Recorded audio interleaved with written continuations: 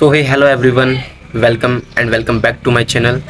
आई hope आप सभी लोगों के जो अब राजस्थान फोर्थ ग्रेड के एडमिट कार्ड हैं वो आप सभी ने डाउनलोड कर लिए होंगे। अगर किसी भाई का एडमिट कार्ड डाउनलोड नहीं हुआ है तो वो मैं इस वीडियो के एंड में आपको बता दूंगा। लेकिन उससे पहले हम लोग आज बात करेंगे कि अब जो हमारे पास 7-8 दिन बचे हुए हैं इनमें हम अंतिम जो रिवीजन की स्ट्रेटजी है वो क्या रख सकते हैं, किन टॉपिक्स पे हमें फोकस रखना चाहिए, ताकि बता देंगे कैसे डाउनलोड करना है। लेकिन उससे पहले हम इस वीडियो में बात करेंगे आज कि जितने भी हमारे भाई बहन हैं जिन्होंने अब तक कुछ भी पढ़ा है या नहीं पढ़ा है, लेकिन अगर जिन्होंने पढ़ा है उनके लिए तो मैं रिवीजन स्ट्रेटजी एकदम शानदार बताने वाला हूँ कि आप इन टॉपिक्स को ही पढ़ के आप जाएँ, ताकि आपका जो स्कोर है एकदम, अगर आप इन टॉपिक्स को पढ़ेंगे तो मैं बता रहा हूँ आपको लगभग आपके 20 से 30 नंबर तो आपके वैसे ही इंक्रीज़ हो जाएंगे, क्योंकि इन टॉपिक्स से आपको बिल्कुल 100% श्योर आपको जो है यहाँ से क्वेश्चन देखने को मिलेंगे ही मिलेंगे, ये मेरी गारंटी है। और आप अगर सीरियस एस्पिरेंट हैं तो जी आपको ध्यान से देखने की ज़रूरत है इस वीडियो को, बिकॉज इस वीडियो के अंदर हम लोग सब्जेक्ट वाइज जितने भी इंपॉर्टेंट टॉपिक्स हैं जिन पे आपको अब फोकस रखना चाहिए एंड के 7-8 दिन में, वही सब टॉपिक मैं आपके सामने यहाँ पे डिस्कस करूँगा और आपको साइड में भी वो टॉपिक्स दिखा दूंगा मैं वीडियो में, जिससे आप जो है उनको नोट कर लेना और हैंड टू हैंड आपको उनको तैयार करने में लग जाना है बस। और भी आपको कोई भी फालतू चीज़ पढ़ने की ज़रूरत नहीं है, बस मैं जो बता दूंगा आपको वही एंड टाइम पे पढ़ना है। और जिन भाइयों की तैयारी थोड़ी सी वीक है उनके लिए तो ये वीडियो एकदम खास रहने वाला है दोस्तों, बिकॉज अगर आप इन टॉपिक्स को फोकस करते हैं तो आप देखेंगे कि आपकी जो तैयारी है ना, जो आप 3 महीने में करते हैं वो आप हो सकता है 8 दिन में कर सकते हो। मैं इस बात की आपको गारंटी दे सकता हूँ। अगर आप मेरे बताए अनुसार यहाँ पे चल लोगे 8 से 10 घंटे, अगर आप 8-10 दिन अभी भी निकाल लोगे तो यहाँ पे आपका कुछ भी नहीं बिगड़ेगा। ठीक है जी, तो चलिए शुरुआत करते हैं वीडियो में, आगे की तरफ बढ़ते हैं। अगर आप चैनल पर नहीं तो प्लीज़ सब्सक्राइब करें एसएससी और आपके स्टेट गवर्नमेंट के एग्जाम से रिलेटेड हर पल की अपडेट के लिए। Thank you so much. तो सबसे पहले बात करते हैं हिंदी के बारे में।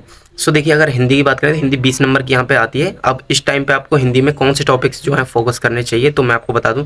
जैसे आपका संधि है, समास है, संज्ञा, सर्वनाम, विशेषण और आपका काल हो गया और एक क्रिया टॉपिक हो गया। इन टॉपिक्स को ही बस आपको फोकस करना है इस टाइम पे।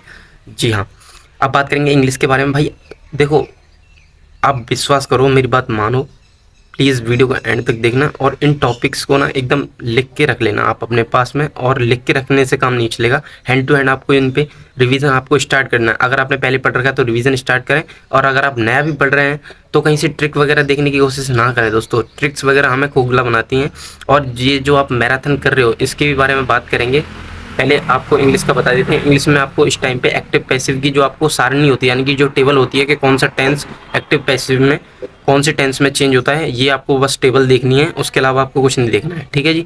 और जो बेसिक्स नियम होते हैं 2-3 उनको आपको देख लेना अच्छे से। और आपको ऐसे ही आपको आर्टिकल में देख लेना है कौन सा आर्टिकल कहाँ पे यूज़ होता है। उसके बाद में आपको डायरेक्ट इनडायरेक्ट की जो टेबल होती है, टेंस जहाँ पे चेंज होते हैं, कि जैसे पास्ट इंडेफिनिट कौन से में होता है, प्रेजेंट इंडेफिनिट कौन से में चेंज होगा, इस तरीके की आपकी जो बेसिक चीज़ें हैं ये आपको टेबल से आपको मिल जाएंगी। आप गूगल पे भी सर्च कर सकते हैं इनको कि इनडायरेक्ट डायरेक्ट स्पीच की जो टेबल है वो मिल जाएगी आपको। और आपको इसके बाद में एक ग्लोसरी, आपको ग्लोसरी की आप मतलब आप लगभग आध घंटे की एक वीडियो देख सकते हो, जिससे आप इंपॉर्टेंट PYQ ग्लोसरी वीडियो आप डालेंगे तो आपको मिल जाएगी यूट्यूब पे, और उससे आप अपने कवर कर सकते हैं ग्लोसरी को। अब बस आपको इंग्लिश में इतना ही करना है।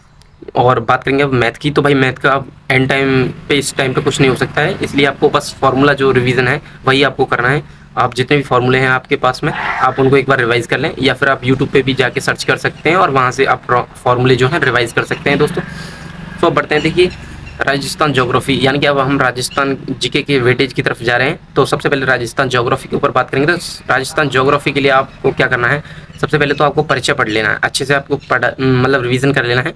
और आपको एकदम शॉर्ट नोट्स के थ्रू आपको ये चीज़ें रिवाइज़ करनी है। जितने शॉर्ट्स हो सकते हैं उतने शॉर्ट में रिवाइज़ करने की कोशिश करनी है।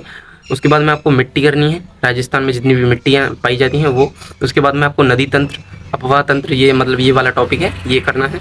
उसके बाद में आपको बांध, जितने भी राजस्थान में बांध है, उसके बाद में झीलें जितनी भी हैं, उसके बाद में जितनी भी सिंचाई परियोजना है राजस्थान सरकार के द्वारा चलाई गई हैं, उसके बाद में जो अभ्यारण्य है, उसके बाद में जो जनगणना है 2011 की वाली, उसके बाद में कृषि है राजस्थान की, और भौतिक विभाजन। बस आपको ये टॉपिक राजस्थान ज्योग्राफी में करने हैं। और देखो भाई, मैं बता रहा हूँ आपको, अगर आप इन्हीं टॉपिक्स को अगर इस टाइम पे पढ़ के जाओगे ना, आपको रियल टाइम गारंटी दे सकता हूँ मैं, आपको इनसे निश्चित ही क्वेश्चन देखने को मिलेंगे, आपको बहुत ज़्यादा बेनिफिट होगा। बस आप कुछ भी मान के अगर थोड़ा सा विश्वास करके पढ़ लोगे तो आपका ही फ़ायदा है, नहीं तो आप जिस दिन एग्ज़ाम दोगे उस दिन आपको पता लग जाएगा। ये सारी चीज़ें मैं जो बता रहा हूँ आपको क्वेश्चन हैंड टू हैंड यहीं से देखने को मिलेंगे।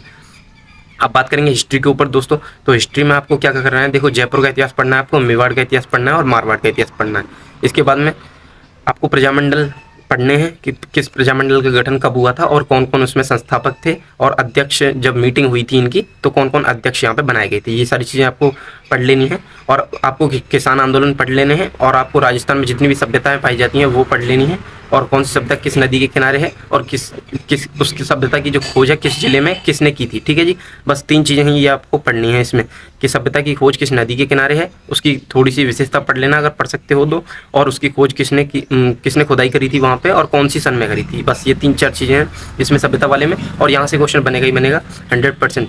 और राजस्थान के जितने भी दुर्ग हैं आपको ये पढ़ लेने हैं। उसके बाद में आपको जो राजस्थान में जितने भी समाचार पत्र स्टार्ट किए गए थे वो आपको पढ़ लेने हैं, और उसके बाद में थोड़ा सा आपको क्रांतिकारियों का जो जीवन है उनके बारे में पढ़ लेना है। वहाँ से भी आपको सीधे एक क्वेश्चन आपको देखने को मिलेगा।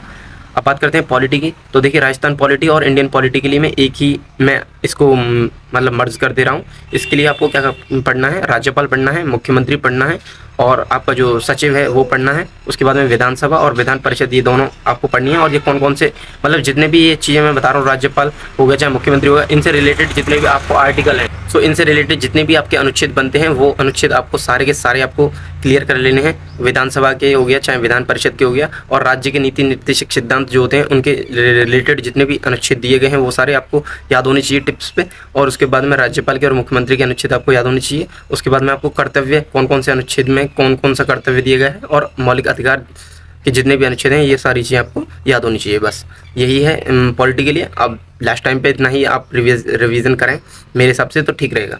अब बात करेंगे राजस्थान संस्कृति कला संस्कृति के बारे में, तो आपको यहाँ पे क्या क्या करना है, तो लोक नृत्य करने हैं, नाट्य करने हैं, लोक नाट्य और लोक देवता लोक देवियाँ करनी है, अच्छे से करनी है लोक देवता और लोक देवी वाला। यहाँ से हो सकता है डीप में थोड़ा सा क्वेश्चन आपको देखने को मिले।